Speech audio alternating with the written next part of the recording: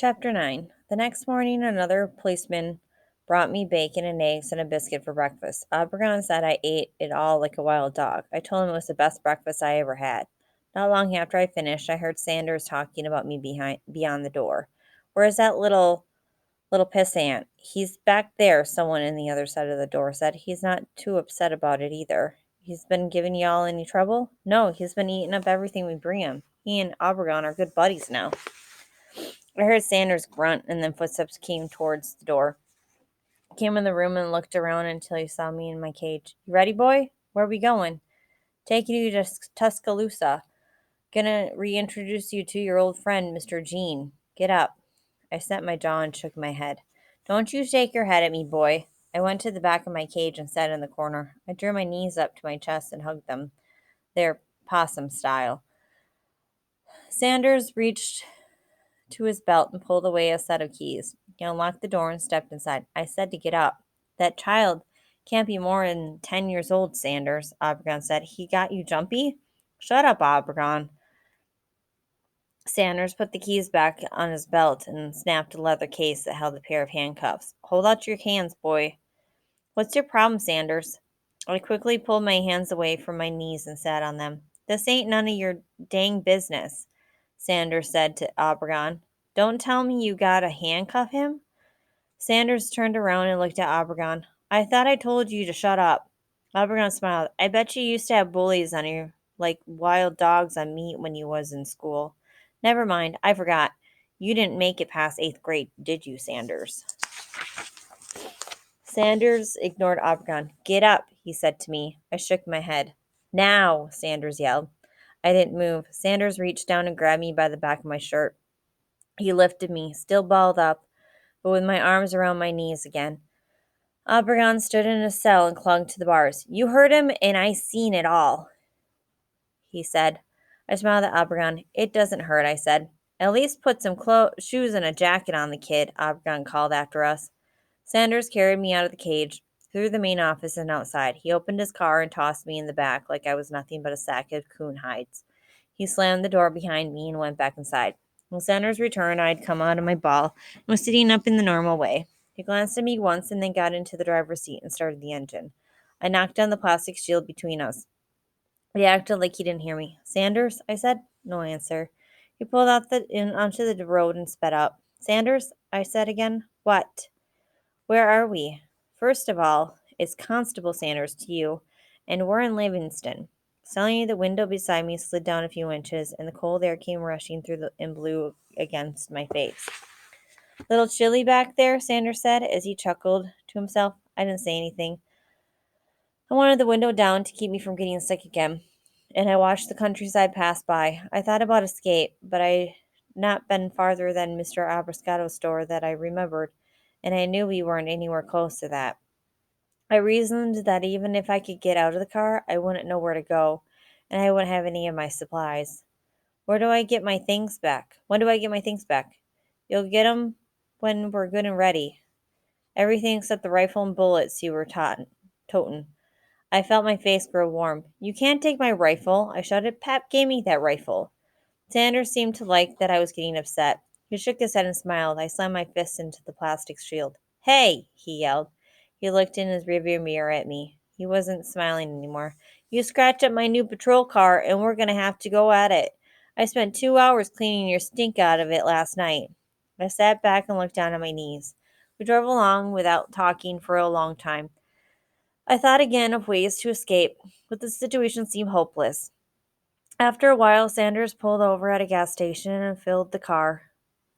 Then, when he came back from Payne, he was popping a flat round can against his thumb.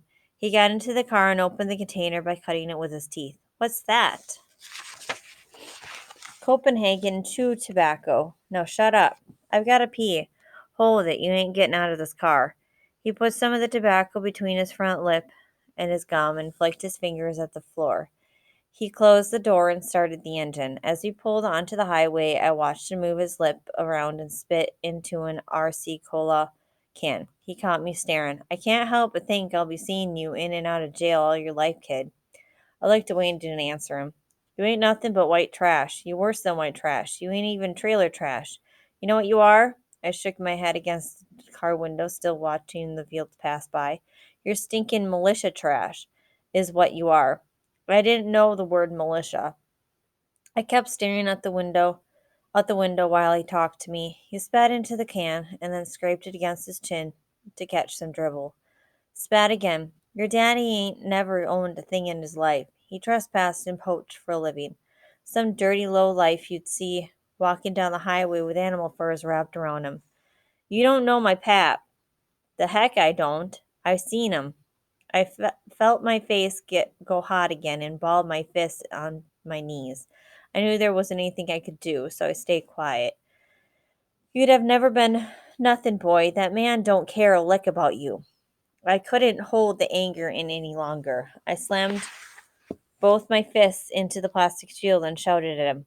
I've got another gun, you know. I've still got Paps hidden away with some bullets. You'll be lucky if I don't shoot you dead. Here we go, he said. Sanders veered off the road and skidded to a halt.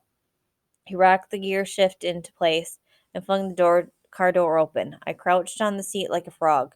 When he opened my door, I jumped at him. He didn't expect me to come at him like I did. By the time his hand stretched out to grab me where I would have been on the seat, I was already clinging to him with my legs wrapped around his stomach and my arms under his armpits. I bit into his shoulder and chewed at it like it was tough gristle. Sanders started yelling and backing away from the car while I worked in 3 or 4 chews. He grabbed me around the waist with both hands and squeezed so hard that my body shot with pain and I had to throw my head back and cough at the sky. I felt my pants grow wet with pee flowing down my leg. Dang it, he yelled. How about this? You feeling this? I tried to nod so that he would stop, but I couldn't. Ain't the man to mess with, boy. My family's owned land in Sumter County for 100 years. You wouldn't know anything about owning stuff now, would you? I coughed again and my eyes felt like they were about to burst. He squeezed me harder. Would you? Everything I saw was blurry. A truck whooshed by. I heard the dinging of the police car where the door was still open. Suddenly he released me and dropped me to the asphalt, and I heard him spit and walk away. I rolled over and got sick onto the ground. I hoped that he'd let me lie there until I felt better. I wanted to stay until it became dark out and I heard owls calling. I lay there for what seemed like a long time, staring at the loose gravel until he grabbed me by the shirt and lifted me and threw me back into the police car. He said something to me, but I couldn't make it out. I lay across the back seat, taking deep breaths and waiting for the pain to go away. I felt the gentle motion of the cruiser through the vinyl. It wasn't long before the car slowed and I heard the tires on the gravel road. Want you to pay attention to something? Sanders said. The car stopped and I saw Sanders' window going down. Billy, he yelled, go tell your daddy to get out here. I heard a screen door slam somewhere outside. Sanders began to pack his Copenhagen with dull thumps against his thigh. Show you what it's like to own things, boy. He turned and looked at me as he shoved another pinch of tobacco into his mouth. I watched his face as he stared at me and worked the tobacco around with his tongue. Then I heard another man's voice outside. How you doing, Davy? The man said. Sanders turned away from me and peered out the window. What did I tell you last month, Alan? Davy, you know how things have been here. I talked to your daddy about it. He said we could get settled with you in 2 weeks. I got disability coming. Sanders shook his head and stared straight out over the steering wheel. Alan, lean in here, he said calmly. I heard footsteps outside the car. Come here, Sanders said again. I want to tell you something. Well, I can hear fine from here, Davy. Lean in here. No sense in little Billy hearing this. I heard the footsteps again and saw the man's head appear at the window and his hands rest in the driver's door. His face was long and sunken and smudge-streaked. He reminded me of a blue heron. He swallowed and I saw his Adam's apple move up and down. Sanders suddenly let go of the steering wheel and backhanded the man across the jaw. It happened so fast I jumped in my seat. The man's face was knocked around as if he looked away to stare at the back tire. He slowly wiped his mouth and continued looking downwards. My granddaddy didn't leave this land to my daddy, did he? The man didn't answer. His face was beet red. Did he? Sanders repeated. No, he didn't. See what you can do, then. I know plenty of people that would love to take over this house he built on my property. Sanders rolled up his window and began to drive forward. The man's hand slipped away from the car and his face passed by my window. He never looked up. That's white trash, Sanders said. Chapter 10. When we got to the boys' home, there were people in the driveway with cameras to take pictures of us. Sanders opened the back door and the people crowded close and shouted questions, but my chest and head hurt too much to answer. I balled up in the back seat. Where's your daddy, kid? How long have you lived in the cave? We heard you buried your father. Tell us about it. Sanders grabbed me under the armpit and lifted me onto my tiptoes. He leaned down close to my ear. You screw up, kid, I'll squeeze you until your head pops off. I watched the sidewalk pass under my feet while Sanders pulled me along. Cameras flashed and people yelled at me. Officer, can he talk? Has he been educated at all? I heard Sanders reply, he's a little militia kid. He don't know much of anything. Your daddy ever kill anybody, kid? Does he have any relatives? Hey, kid, is it true you lived in a tree? We were soon inside the boys' home, and the flash bulbs and the shouting of reporters faded away behind the front door. Sanders stopped, and my eyes saw the tips of shoes in front of me. I looked up to see Mr. Jean. Boone, he said. I didn't reply. You best get some restraints on this boy before I let him loose, Sanders said. I don't think he's going anywhere, Mr. Dean replied. Unless he knows how to buzz that front door open, he can bounce off these walls all day long. Sanders released me, and I dropped to the floor. He's all yours then. Kid's an animal. He pissed his pants, and I got to clean my back seat of him for the second time. I tried to rub my shoulders where Sanders had been squeezing me, but the constable slapped my hand away. Don't you move a finger, you spat. Sanders looked back at Mr. Jean. I'm telling you now, this kid'll be on you like a wet cat. You don't tie him down. My stomach felt queasy, my head still throbbing. I wanted to lie down and sleep. I'm not going to whip up on anybody, I said to the floor. Sanders laughed, and Mr. Jean took me to a back room and stood me in front of a giant black man. This is Mr. Cotter, he said. He's a watchman here at Pinson. He'll take you from here. My stomach hurts, I said. I'll bet it does, Mr. Jean said, like he didn't believe me. I know all about that stomach. We've seen just about every trick in the book at Pinson. Isn't that right, Mr. Carter? That's right. Mr. Carter, will you get this boy a uniform and show him to the shower room? After that, you can show him to his bunk. Mr. Carter nodded and began to lead me away. And Mr. Carter, Mr. Jean said. We stopped and turned around again. Moon will be wearing our special color for the time being. I'll fix him up, Mr. Carter said. Mr. Carter pointed me through a door on my right, and then we turned left down a hall. Soon we came to a closet where we stopped. He opened the door and, from a top shelf, got a one-piece uniform that was colored orange flagging tape. He handed it down to me. You don't give us any trouble, and we'll let you wear a white one. What size shoes you wear? I don't know. He knelt down and dug into a cardboard box and pulled out some white canvas tennis shoes. Take these with you, and we'll swap them out if they don't fit. I'll round up a jacket for you and put it in your locker later on. I took the shoes and backed up as he came from the closet and shut it. We continued on until we came to a steel door that Mr. Carter had to unlock with keys that hung from his belt. Once we passed through, I heard the sound of boys shouting. He locked it behind us, and we turned right and kept walking. You have boys in cages here? Cages? Like jail? No, no cages like jail. We turned left again and walked down another hall until Mr. Carter pushed open a door and motioned for me to go in. Get a shower and get dressed. There's towels above the sink in there. I'll be out here when you're done. You had a lunch yet? No, sir. The rest of the boys already ate, but I'll see what I can find for you. I walked into the empty shower room and looked around. I saw the stall and remembered how Earl had turned the silver knobs to get the water out. After placing my new clothes on the floor, I stripped naked and stepped under the shower head. I washed the nozzle as I turned the knob, and suddenly icy cold water pounded my face. I sucked in my breath and let the water run over me for a few seconds before I reached up and turned it off. When Mr. Carter came back, I was waiting in the middle floor with my new uniform and shoes on. He gave me a sandwich and bent over and picked up the clothes Earl had found for me. When we walked back out into the hall, he tossed my jail clothes into a trash can and wiped his hands on his pants. The next room he took me to was full of numbered bunk beds, each one with two lockers next to it. There was a door against the far wall that led outside to a play yard with trailers on it.